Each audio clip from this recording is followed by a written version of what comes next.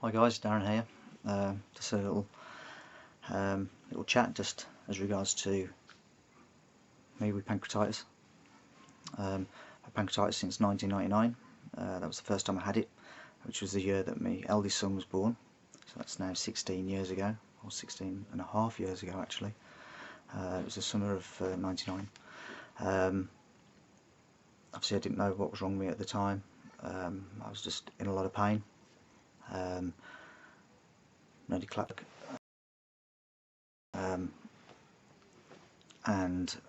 That's the point where they discovered that I had pancreatitis. Didn't know what the reason for me having pancreatitis was. There's various reasons why you can have pancreatitis. The most common thing that they ask you is, do you drink, or how much do you drink? Do you smoke? Do you do drugs? They're the main questions that they ask you. Other reasons why you can get pancreatitis is you can get it through hereditary, so you can have family members that have it and you get it because it's in your genes. You can also get it if you have gallstones. That's quite a common one. And in my case it was idiopathic, which I just thought the doctors were calling me an idiot because, you know, they didn't know what was wrong with it, so maybe it was me making it up. But as it transpired, all it means is they just really have no real cause or idea of what has actually caused the condition. So I'm not a drinker, very rarely drink. In fact, when they ask me, or when they used to ask me, how much do you drink, I'd say 12 or 13 pints a year. So they would completely outrule drinking. I don't smoke, never smoked, never touched it in my life. I'm quite healthy. I'm pretty healthy. I do outdoor activities. I do cycling. I do jiu-jitsu. I've also been a keen walker. I do, or used to do, quite a lot of long distance walks. I'd walk 40 miles in a day. I've done quite a few little walks like that. But yeah, it can happen to anybody. Anybody can get pancreatitis. Once you've got pancreatitis, you're always at the risk that you're going to get it again. I've been hospitalised probably 7 or 8 times with pancreatitis. This time probably the worst. It's been 11 months now since I had my latest bout of pancreatitis, and it's lasted 11 months continuous. Before that, I'd get the odd twinge if I ate the wrong food. I'd get a bit of pain, but it would quickly pass. I'd probably get a bit of diarrhea, and that would be it. It would pass. It wouldn't last for very long, and I wouldn't be in masses of pain. It was something I could control. Before that, 6.5 years ago, I was hospitalised. The day after I went into hospital, my dad also went into hospital. He had had a heart attack, so it was a very stressful time anyway. Sadly, he died 5-6 weeks later. Obviously, I came through. Pancreatitis can take your life. In some extreme cases, it is quite a devastating disease. At that time, 6 years ago, I had no idea still why I had pancreatitis. The time before, they thought that possibly it might be my gallbladder. So I went for tests, had a camera down my throat. They checked to see if I had gallstones, which I actually didn't have gallstones, but I had a lot of sludge in my pancreas. So what they decided to do was take my gallbladder anyway. So I was booked in for that to be removed. That was 8 years ago. So obviously I'd had that removed, they're thinking maybe that will cure it. Lo and behold, a couple of years later I had pancreatitis again, and then 6 years on from there I had pancreatitis again. So I haven't had pancreatitis constantly. I've had sporadic pancreatitis over a period since 1999. However, this time when I went into hospital in February, I had a high temperature. I've been feeling very sick. I actually thought I had man flu, and I decided one night I was feeling that rough that I'd go down to the hospital. I actually got to almost the entrance of the hospital, and I thought, I feel like I'm just wasting the doctor's time here. I think I'm just going to go home and just sit it out. Thankfully I didn't. I went in. First thing they do is, obviously, once they've taken your bloods and you go onto a ward, or even before you go onto a ward, they start putting fluids into you because they want to rehydrate you, give you antibiotics to try and reduce down the swelling in your pancreas, because pancreatitis basically means that your pancreas has swelled. So I was taken up on a ward where I had an intravenous drip for a few days, probably about 4 or 5 days, and you're not allowed to eat in that time. They won't let you have anything to eat. You can have the odd sip of water, and that's all you're allowed. So I lost quite a lot of weight at that point. During that time I had numerous tests, had various scans, and one of the scans showed that I had basically a mass in the tail of my pancreas. So the consultant came round and he said, basically you're going to have to get referred to a specialist hospital. And luckily, where I live in Newcastle upon Tyne,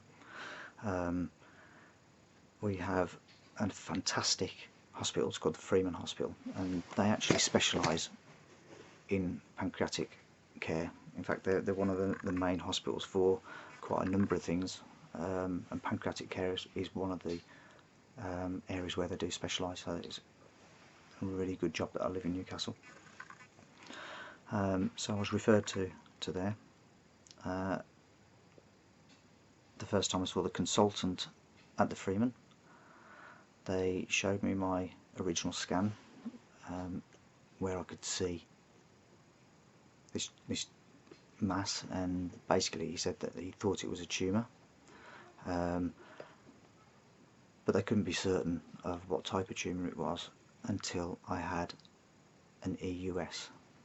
I think it's called an EUS, where they put the camera down the throat, but it also has a little ultrasound sensor on it, and it measures the size of your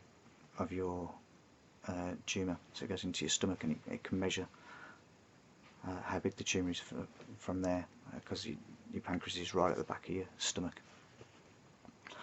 So they did that.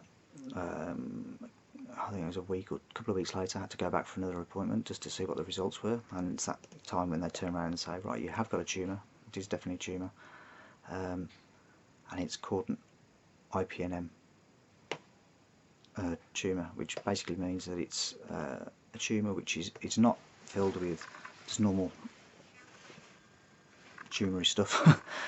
It's actually got mucus inside the tumour, which means that it can turn into cancer.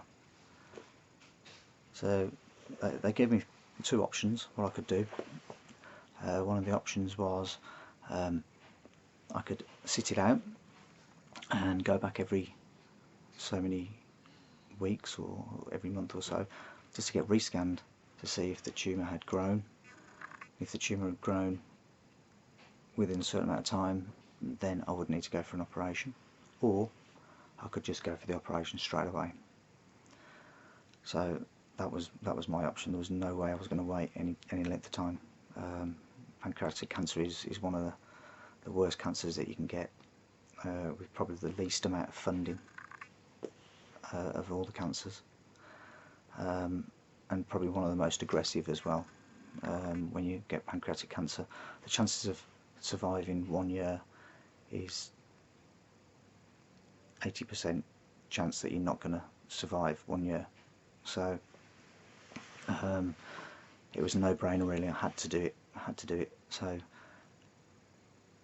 the problem I had was, you know, yes, we get the NHS, so the operation's free. Don't have to worry about any costs as regards to that. But like everybody, you know, I've got a family. I've got 4 kids. I've got a wife. I've got a house, car, and all those things have to be paid for. So if I'm not at work, or if I'm sick, if I'm ill, I don't get paid. So what I thought was, well, if I can try and save as much money as I possibly can just before I go in for the operation, and then at least that can tide me over a little bit for when I'm not earning any money. I can at least pay my bills and the absolute bare essentials. So that was my thoughts. Didn't quite go to plan, because I steadily got worse and worse. I was at work less. Basically wasn't going to work very often at all. I'd go in, I'd be there for 20 minutes, they'd send me home. I was feeling sick, I was throwing up, I had diarrhoea, I was losing weight, absolutely horrendous amount of weight. I mean, I've never been big, but for my body mass it was quite a lot of weight that I'd lost. I wasn't eating at all. I'd go weeks without actually eating anything at all.